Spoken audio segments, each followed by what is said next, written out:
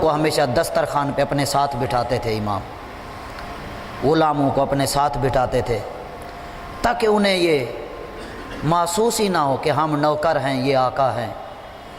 یہ امام کی سیرت میں ہے، حتیٰ کہ روایات میں ملتا ہے اگر وہ کھانا کھا رہے ہوتے اور امام وارد ہوتے تو امام کے استقبال کے لیے وہ کھڑے ہوتے، لیکن امام انہیں منع فرما دیتے۔ امام نے منع فرمایا کہ کھانے کے دوران کسی کے لیے اٹھا نہ جائے، کسی کی تعظیم کے لیے کھڑے نہ ہوں۔ کیوں؟ اس لیے کہ امام نے فرمایا اللہ کے رزق کی بڑی قدر ہے، اس کا احترام، اس کی عظمت بہت زیادہ ہے، لہٰذا اس کا احترام کیا جائے، اللہ کے رزق کا۔ تو عزیزان گرامی، یہاں تک ملتا ہے امام کا ایک غلام ہے جس کا نام یاسر ہے، امام نے اسے ارشاد فرمایا کیا وہ میوہ کھا کر جو بچ جاتا تھا اسے پھینک دیتے تھے، کوئی فروٹ ہے کھایا جو بچا اسے پھینک دیا، امام نے انہیں منع فرمایا۔ امام نے فرمایا کہ اللہ کی نعمتوں کی بے قدری نہ کرو، ہاں جتنا استعمال کر سکتے ہو، جتنا ضرورت ہے تمہیں وہ استعمال کرو، اور اس سے جو بچ جائے فقراء مساکین ان تک پہنچا دو، ایسے پھینکو نہیں۔ جن امام نے بتایا، اور یہاں تک ایک اور مقام پہ اسی میرے امام حضرت علی رضا علیہ السلام نے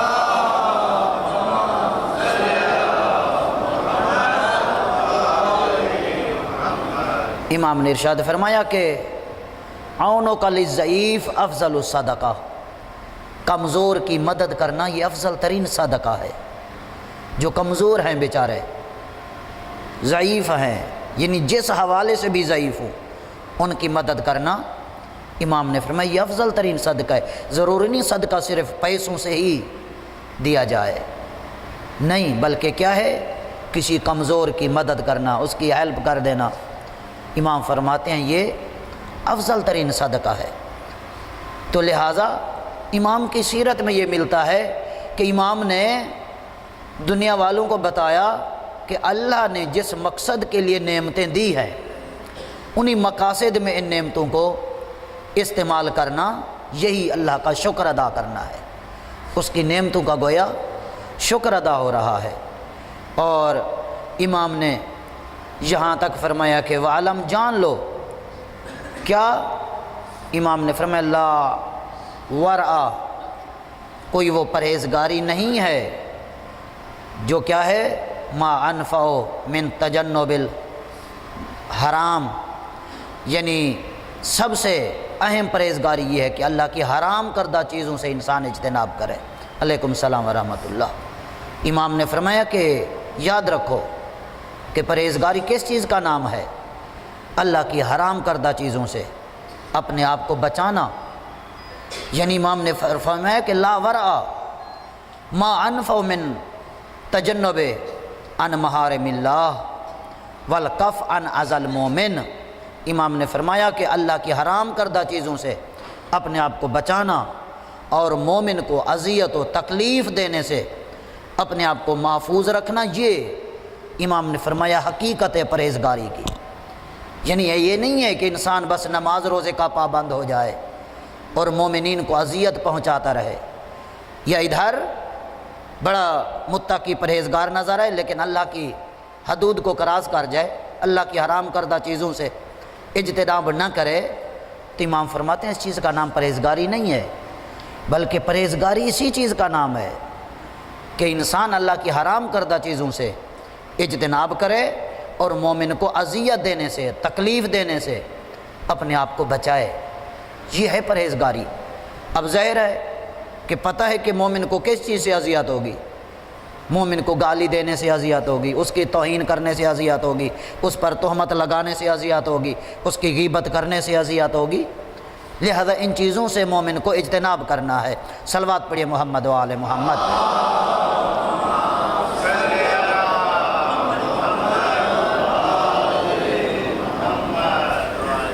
جب 8ویں امام سے قرآن کے متعلق پوچھا گیا تو امام نے قرآن کے بارے میں ارشاد فرمایا کہ جو قرآن ہے، فرمایا کہ کلام اللہ، یہ اللہ کا کلام ہے، لا تتجاوزو ہو، اللہ کے کلام سے آگے نہ بڑھنا، قرآن کی حد سے آگے نہ نکلنا۔ کیوں؟ اس لیے کہ امام نے فرمایا کہ یاد رکھو جو بندہ قرآن کو چھوڑ کر کسی اور سے ہدایت لے گا وہ گمراہ ہوگا۔ امام نے واضح کر کے دنیا والوں کو بتایا اصل منبع ہدایت، علیکم السلام ورحمۃ اللہ، قرآن مجید ہے۔ لہٰذا اسی لیے امام نے فرمایا لا تتجاوزوا، قرآن کی حدوں سے آگے نہ بڑھنا، فتضلوا، ورنہ کیا ہو جائے گا؟ امام نے فرمایا تم گمراہ ہو جاؤ گے۔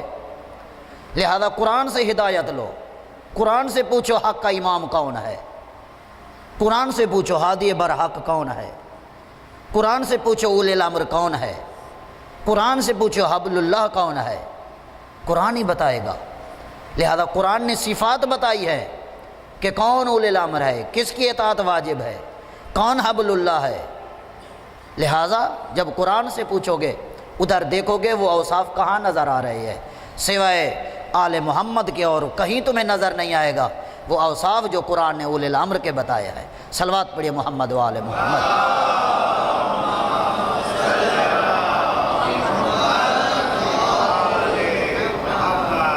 لہذا عزیزان گرامی، امام نے یہاں تک ارشاد فرمایا کہ صغیرہ گناہ جو ہیں ان صغائر طرق الی الکبائر، یہ جو انسان کہتے ہیں نا یہ چھوٹا گناہ ہے، یہ معمولی گناہ ہے، چھوڑیں اس کو، اس کا مواخذہ تھوڑا ہوگا، لیکن امام نے فرمایا نہیں، یہی چھوٹے گناہ راستہ ہموار کرتے ہیں بڑے گناہوں کے لیے، بڑے گناہوں کے لیے۔ لہذا گناہ کبیرہ سے اگر بچنا ہے تو امام فرما رہے ہیں اپنے آپ کو گناہ صغیرہ سے بچاؤ، گناہ صغیرہ سے اپنے آپ کو بچاؤ گے تو گناہ کبیرہ سے بچ سکتے ہو۔ لہٰذا اسی لیے ہمیں ہر گناہ صغیرہ سے اپنے آپ کو بچانا ہے۔ اور دوسرے مقام پہ انہی ائمہ سے ارشاد ہے، فرماتے ہیں کسی چھوٹے گناہ کو چھوٹا نہ سمجھو، بلکہ یہ دیکھو کہ نافرمانی کس کی ہو رہی ہے، نافرمانی کس کی ہو رہی ہے، اس ذات کو دیکھو کہ نافرمانی میں کس کی کر رہا ہوں، یہ نہ دیکھو گناہ چھوٹا ہے یا بڑا ہے۔ کتنی ہزار سال عبادت کی شیطان نے، ایک سجدے کا انکار کیا، کیا چیز ہے ایک سجدہ، کتنی دیر لگتی ہے ایک سجدہ کرنے میں، لیکن انسان یہ دیکھے کہ نافرمانی کس کی ہو رہی ہے۔ وہ ذات وہ ہے کہ جو جبار ہے، قہار ہے۔ اسی لیے امیر المومنین علی ابن ابی طالب علیہ السلام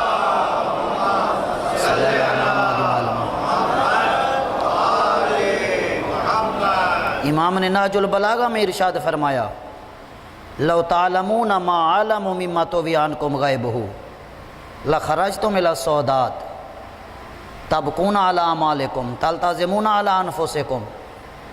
کیا علم ہے مولا امیر المومنین کے پاس، فرماتے ہیں اگر تم جان لو جو تمہاری نظروں سے پوشیدہ ہیں، وہ حالات جو تمہاری آنکھوں کے آگے پردہ ہے، اس کے پیچھے جو آگے حالات ہیں، لو تعلمون ما علم، فرماتے ہیں اگر تم جان لو جس طرح میں علی جانتا ہوں تو تم لخرجتم الی السودات، ان محلوں میں نہیں رہو گے، محلات کو چھوڑ کے، ان مکانوں کو چھوڑ کے جنگلات کی طرف چلے جاؤ گے، اور جب جاؤ گے تب کون علی اعمالکم، اپنے گناہوں پہ روتے ہوئے دھاڑے مار کر رو گے کہ میں نے کس کی نافرمانی کی ہے، اس کی نافرمانی کر میں نے اس کا کیا بگاڑا ہے، اپنا نقصان کیا ہے۔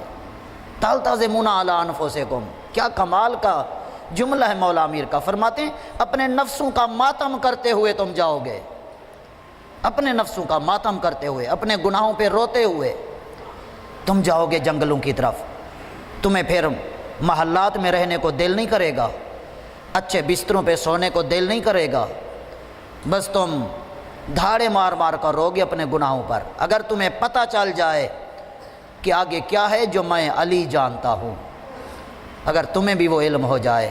امام فرماتے ہیں تمہیں اپنے اس مال و متاع کی کوئی فکر نہیں ہوگی کہ اس کا کوئی نگہبان ہے یا نہیں ہے، بغیر نگہبان کے، بغیر محافظ کے تم اپنے اس مال و متاع کو چھوڑ کے جاؤ گے، تو کیا یقین نہیں ہے امیر المومنین کی الفاظ پر؟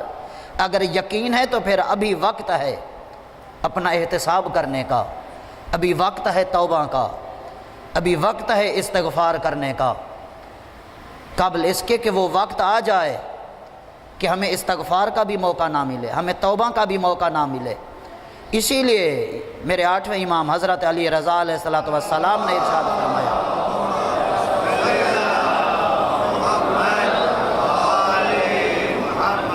امام فرماتے ہیں کہ شام کے وقت تمہارے اعمال تمہارے امام وقت کے پاس جاتے ہیں، لہٰذا ذرا سوچو کہ تم کیا بھیج رہے ہو شام کو۔ تم اعمال ایسے بجا لاؤ کہ تمہارے امام کے سامنے جائیں تو امام خوش ہو، نہ کہ امام وقت کا دل دکھے۔ ہم اس لیے نہیں دنیا میں آئے کہ امام کو رلاتے رہیں، امام کا دل دکھاتے رہیں، نہیں، ہم اس لیے آئے ہیں کہ امام کے لیے باعث زینت بنے، امام وقت کا اپنے کردار سے تعارف کرائیں، اپنی روش و رفتار سے امام کے کردار کو متعارف کرائیں۔ اس لیے کہ احادیثوں میں، تاریخ میں دشمنوں نے بڑی کوشش کی ہے تبدیلیاں لانے کی، ائمہ کی طرف جھوٹی باتیں پھیلانے کی، تو ہمیں سچائی کس طرح دکھانی ہے؟ اپنے کردار کے ذریعے، اپنے کردار سے ہم بتائیں گے، اپنے امام کے کردار کا تعارف اپنے کردار سے کرائیں گے۔ عزیزان گرامی، وہ وقت کب آئے گا؟ وہ یہی وقت ہے کہ ہم اپنے کردار سے امام کے کردار کا تعارف کریں۔ شام کو اگر ہمارے اعمال امام کے پاس جائیں تو کہیں ایسا نہ ہو کہ امام ناراض ہو جائیں، امام ہمارے کردار کو رو کر کہیں کہ تمہیں رزق تو ہمارے صدقے میں مل رہا ہے، زندگی کی سانسیں تو ہمارے صدقے میں مل رہی ہیں، ہماری دعاؤں سے تم زندہ ہو، لیکن کردار تمہارا کیسا ہے، گفتار کیسی ہے، روش و رفتار کیسی ہے؟ عزیزان گرامی، یہ امام کو کہنے کا موقع نہ دے، اس لیے کہ خواہشات کو کچلنا مومن کا کام ہے۔ کافر خواہشات کا شکار ہوتا ہے، منافق خواہشات کا شکار ہوتا ہے، لیکن مومن خواہشات کا شکار نہیں ہوتا، مومن خواہشات کو کچلتا ہے۔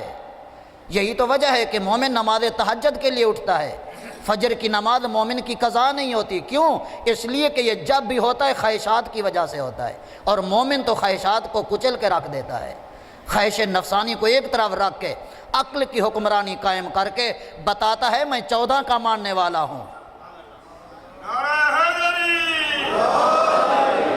مومن خواہشات کو کچل کے بتاتا ہے کہ میں تو ان کا ماننے والا ہوں جن کی ایک بھی نماز قضا نہیں ہوئی، میں تو ان کا ماننے والا ہوں جنہوں نے زیر خنجر کربلا کی گرم ریت پہ سجدہ کر کے بتایا اگر رب کو راضی رکھنا ہے آؤ ہمارے کردار کو دیکھو۔ عزیزان گرامی، بس یہی وجہ ہے کہ میرے 8ویں امام کا جملہ آج بھی ہمارے کانوں سے ٹکرا رہا ہے، لا تدعوا العمل الصالح، عمل صالح کو امام فرما رہے ہیں نہ چھوڑنا، لا تدعوا العمل الصالح والاجتہاد فی العبادہ، عبادت میں تمہیں زحمت ہوتی ہے، کوشش کرنی پڑتی ہے، امام فرماتے ہیں اگر ہماری محبت تمہارے دل میں ہے تو زحمت کو نہ دیکھنا، اس تکلیف کو نہ دیکھنا، لیکن عبادت کو سامنے رکھنا۔ اتقالاً علی حب آل محمد، امام نے ساتھ یہ بھی فرمایا ہے خالی ہماری محبت پر خوش ہو کر تم عمل صالح کو چھوڑ دو تو نقصان میں رہو گے، لہذا ہماری محبت کا صرف تکیہ کرتے ہوئے، ہماری محبت کا سہارا لیتے ہوئے امام فرما رہے ہیں لا تدعوا العمل الصالح، کبھی عمل صالح کو نہ چھوڑنا، عبادت میں جو زحمت ہوتی ہے، کوشش کرنی پڑتی ہے، اس کو نہ چھوڑنا، ہماری محبت کا صرف سہارا لیتے ہوئے۔ تو عزیزان گرامی، بس ان کی محبت جتنا دل میں بڑھتی چلی جائے گی اتنا انسان عبادت میں آگے بڑھتا چلا جائے گا۔ یہ مومن کی نشانی ہے، یہ مومن کی پہچان ہے، اس لیے کہ وہ تو ایسی ہستیاں تھیں جن کی عبادت دیکھ کر دشمن حیران ہو جاتے تھے، دشمنوں نے دیکھا تھا خود رات تاریکی میں روٹیاں اٹھا کر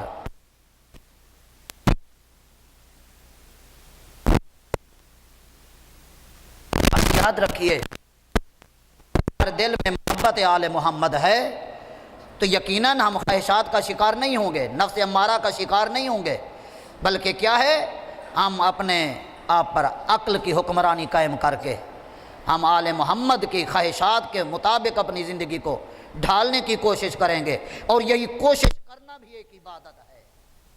آل محمد کی خواہشات کے مطابق اسی کی کوشش کرنا یہ ایک عبادت ہے، اور یہی کوشش کرتے ہوئے جب مومن دنیا سے جائے گا یقیناً آل محمد راضی ہو گئے۔ بسم اللہ الرحمن الرحیم، والعصر ان الانسان لفی خسر الا الذین آمنوا وعملوا الصالحات وتواصوا بالحق وتواصوا بالصبر۔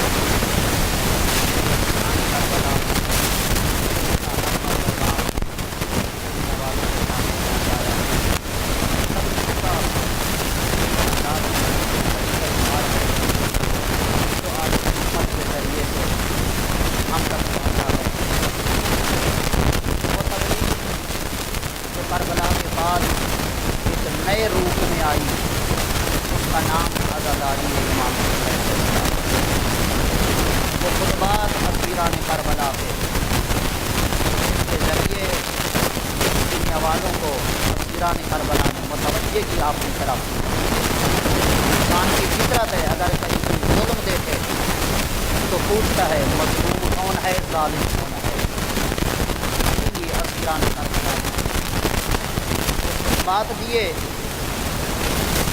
بات کے بعد لوگ بیدار ہو گئے، پتہ چلا یہ جنہیں قیدی بنایا گیا ہے یہ بڑا کوئی گھرانہ تعینات عزیزان گرامی، وقت مختصر ہے لیکن آج مجھے ثانیہ زہرا کا خطبہ بیان کرنا تھا۔ دربار یزید میں خدا کسی پردہ دار بیوی کو دربار میں نہ لے جائے، صبر ہے ثانیہ زہرا کا۔ ایک مرتبہ یزید کے سامنے مسئلہ لگا، ذرا تعارف کراؤ یہ کون ہے؟ من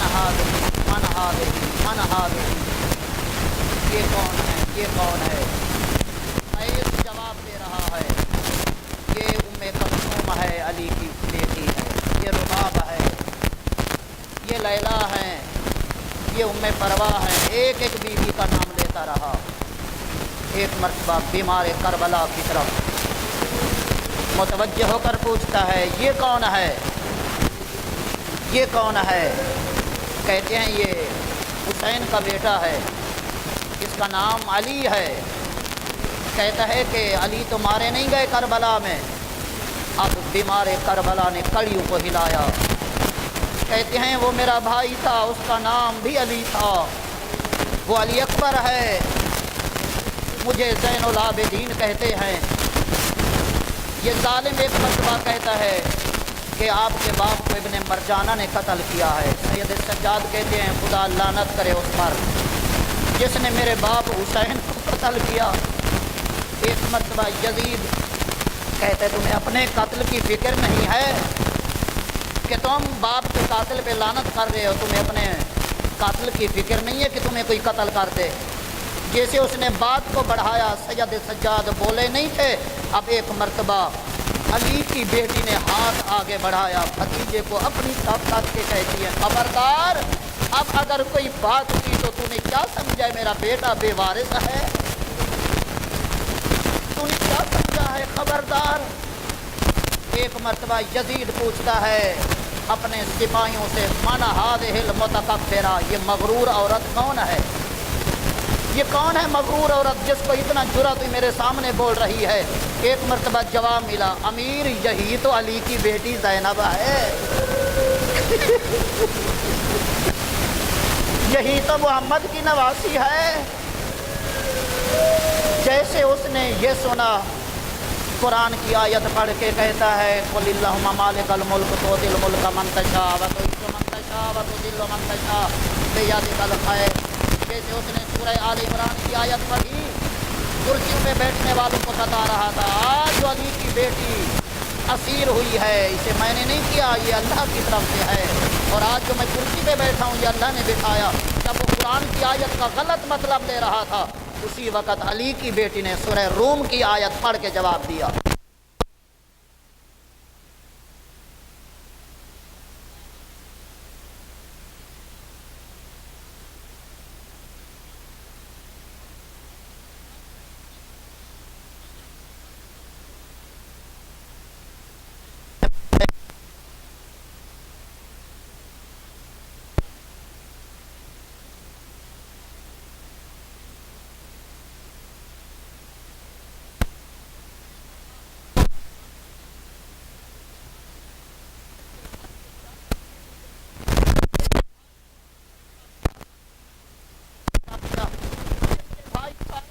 گئے اور بیٹے بھتیجے سارے چلے گئے اور یہ کھڑا ہے تو اسیر کھڑا ہوا ہے۔ اب وہ سوچ رہے ہیں یہ کیا کہے گی۔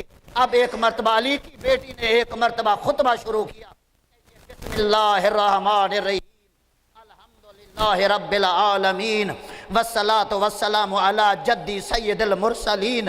بی بی نے خطبہ پڑھا اور خطبہ دیتے ہوئے بی بی نے، وقت نہیں رہا ورنہ میں بی بی کا پورا خطبہ بیان کرتا، بی بی نے کہا یا یزید، اے یزید سن، کیا تو نے آزنانتا، کیا تو نے یہ گمان کر لیا، یہ سمجھ لیا ہے کہ حل اخذت من حیث اقدار الارض و افاق السما، کہ تو نے میں زینب کو ہاتھوں میں رسیاں پہنا کر سر سے چادر چھین کر تو نے در بدر پھرایا، تو نے ایک ایک گلی میں مجھے گھمایا، شہر بشہر پھرایا، تو کیا سمجھتا ہے اللہ ہم سے ناراض ہے؟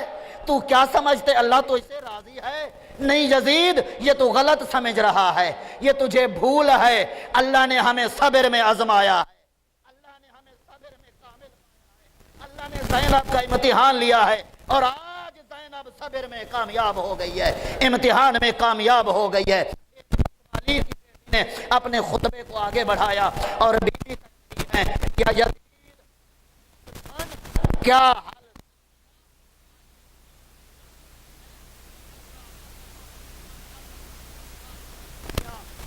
اس سے کیا امید لی جا سکتی ہے کہ جس کی دادی نے ہمارے بڑوں کے کلیجے چبائے ہوں، اور نبت اللہ من دماء شہداء، شہداء کے خون سے، کہ جس کا اپنا گوشت بنا ہو، اس کی اولاد سے آج کیا امید کی جا سکتی ہے؟ ایک مرتبہ علی کی بیٹی کو جلال آیا اور دنیا دیکھ رہی تھی علی کا انداز کیا ہوتا تھا کوفے میں۔ آج دربار میں پتہ چلا کہ زبان زینب کی ہے، لہجہ علی کا ہے، آج فصاحت و بلاغت علی کی نظر آئی۔ ایک مرتبہ علی کی بیٹی نے بتایا یاد رکھ یزید، اب تیرا جو جمع غفیر تھا اب پراگندہ ہونے والا ہے، اب وہ بکھرنے والے ہیں لوگ، حل رایا کا اللہ جندن، تیری رائے میں فطور آ چکا ہے، اب تیری رائے ختم ہو رہی ہے، اور وہ ایام کا اللہ عددن، یزید تیرے دن گنتی کے رہ گئے ہیں۔ کون کہہ رہی ہے؟ علی کی بیٹی بول رہی ہے، بھرے دربار میں یزید کو مخاطب کر کے کہہ رہی ہے کہ تیرے دن گنتی کے رہ گئے ہیں، تیرے رائے میں فطور آ گیا ہے، جو تیرے ساتھ لوگ تھے اب وہ پراگندہ ہونے والے ہیں۔ ٹھیک ٹھیک ہے میرا بھائی مارا گیا، میرے بیٹے مارے گئے، تو نے ہمیں در بدر پھرایا، لیکن یزید یہ نہ سمجھ تو کامیاب ہوا ہے، یہ مہلت ہے جو تجھے دی گئی ہے۔ علی کی بیٹی نے بس دادر وقت ختم ہو گیا ہے، علی کی بیٹی نے قرآن کی آیت پڑھی 178 نمبر آیت سورہ آل عمران کی، کہ جس کا مطلب یہ ہے اللہ فرما رہے کافر یہ نہ سمجھے ہم نے جو انہیں مہلت دی ہے وہ ان کے حق میں بہتر ہے، نہیں، ہم نے اس لیے مہلت دی ہے تاکہ زیادہ سے زیادہ گناہ کرے اور میرے عذاب کے زیادہ مستحق ہو جائے۔ عزادارو، جب علی کی بیٹی نے اس انداز میں خطبہ دیا، کیا بتاؤں، وہ جو کرسی پہ بیٹھے ہوئے تھے کئی سو افراد، روم کے یہودی، علماء نصارہ، سارے ایک مرتبہ کیا کر رہے تھے، ایک دوسرے کے کہہ رہے تھے، کیا کہہ رہے تھے؟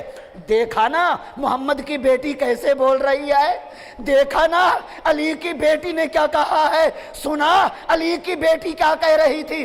عزادار ایک مرتبہ ان میں گریہ بلند ہوا، اب جو گریہ بلند ہوا، یزید خاموشی سے بیٹھا ہوا ہے، جس یزید کو اگر دربار میں جو لاجواب کر دے اسے علی کی بیٹی کہتے ہیں، جس نے یزید کو لاجواب کر دیا سر جھکا کے بیٹھا ہوا تھا۔ اب 4 سال کی بچی نے پھوپھی سے کہا، کیا کہا؟ پھوپھی اماں، اب یزید چپ کر کے بیٹھا ہوا ہے چپ کر کے، اگر کہو تو میں بابے کا سر مانگ لوں، اگر کہو تو میں بابے کا سر مانگ لوں، کیونکہ وہ چپ کر کے بیٹھا ہوا ہے۔ عزادارو، یہ سننا تھا۔ علی کی بیٹی نے ایک جملہ کہا، کہاں بیٹی اگر دیتا ہے تو مانگ لو۔ عزادارو، سکینہ نے کہا کہ یزید اب تو میرے بابا کا سر دے دینا، اب تو دے دینا مجھے میرے بابا کا سر۔ عزادارو، یزید نے کہا ہاں تجھے بڑی محبت ہے اپنے باپ ہے۔ عزادارو، ایک مرتبہ بچی نے پھٹا ہوا کرتا دامن اٹھایا،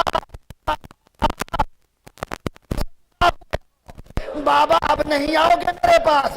عزادارو، بچی کا کہنا تھا حسین کے سر نے پرواز کی، جیسے حسین کا سر آیا دربار میں تاڑی شروع ہو گئی، اجر و کمال اللہ۔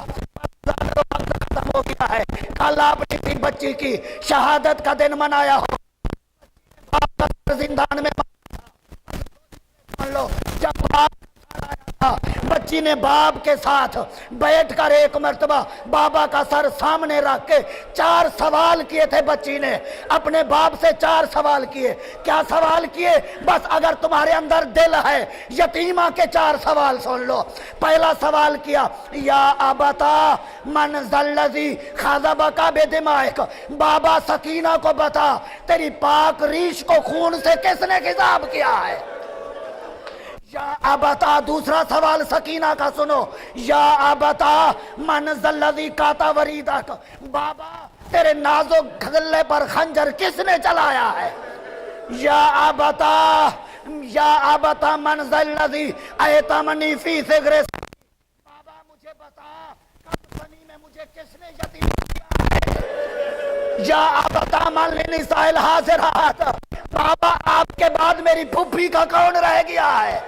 بابا ہمیں پتھر مارے جا رہے ہیں، بابا ہمیں گالیاں دی جا رہی ہیں، یا بابا آپ کے بعد مجھے گالیاں دی گئی۔ ایک جملہ کہا بچی نے، کیا کہتے؟ یا ابتا متو قبل ھذا، بابا کاش میں آج سے پہلے میں مر گئی ہوتی، بابا میں اس حالت میں آپ کو نہ دیکھتی۔ یہ کہہ کر بچی نے اپنا منہ باپ کے منہ پہ رکھا، تھوڑی دیر کے لیے خاموش ہو گئی۔ عزادارو، سپاہی آیا آ کے کہتے قیدی جلدی کرو، سر واپس کرو۔ عزادارو، سجاد نے آواز دی، سکینہ بابا کا جب کوئی جواب نہیں آیا، سجاد قریب گئے، شانہ ہلایا، کہا پھوپھی اماں انا للہ و انا الیہ راجعون، الا لعنۃ اللہ علی القوم الظالمین وسیعلم الذین ظلموا ای منقلب ینقلبون۔ بسم اللہ الرحمن